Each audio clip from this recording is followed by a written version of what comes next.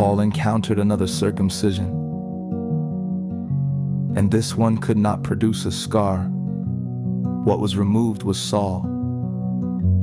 What remained was Paul. The first was a flesh man, the second was the spiritual man. They had nothing in common but the same body. The Spirit had removed his flesh identity. Paul discovered that his Saul self had been replaced with Christ.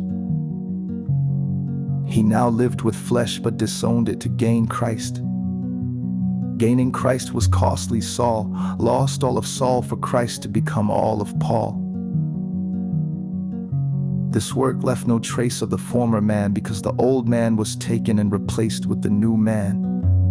What remained was a soul, for the Father had transformed it into the character and nature of his dear Son. As a son within the Son, Christ dwelling fully where Saul once claimed his ground, Paul the temple of the King as his obedient son.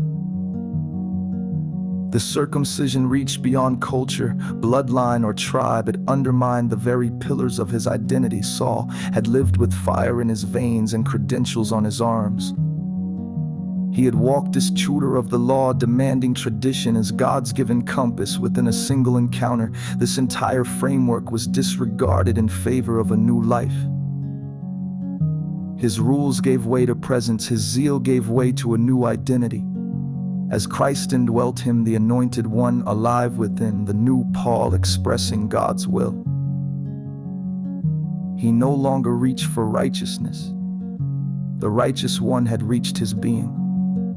His new life declared that we live the life given to us. The voice that was once condemning by the law was now proclaiming life. Doing it right had been replaced by letting the right one do it. The name Saul gave way to Paul, erasing Saul and revealing the new man, Paul.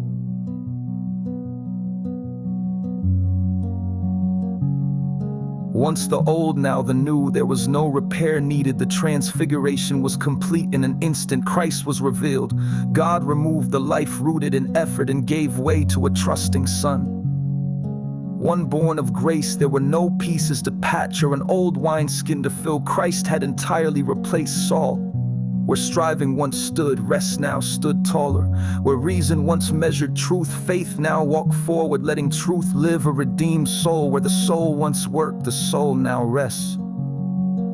This new creation bore fruit. Paul's words carried light because the word had made his home on his lips. Paul's prayers echoed heaven's delight because his heart had joined the melody prepared before the foundation of the world. His death revealed glory because his body no longer belonged to death. Every movement testified to the work that had already been done. The circumcision without scar is Christ removing Adam from humanity. Their history does not follow them. Their worth does not depend on memory. Their substance is Christ within. They trust because his works are finished. We who trust him live because of his living. We serve because his heart now beats in us. All who behold this new life see Christ. As Christ reflected Father, we reflect the Son.